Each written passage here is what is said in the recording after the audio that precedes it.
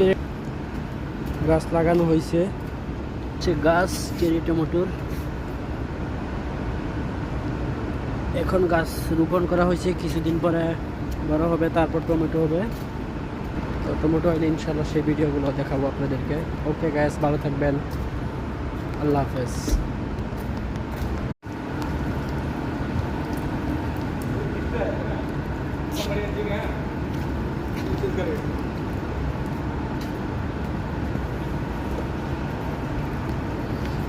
Cherry গাছ লাগানো হয়েছে, গাছ চেরি টমেটোর।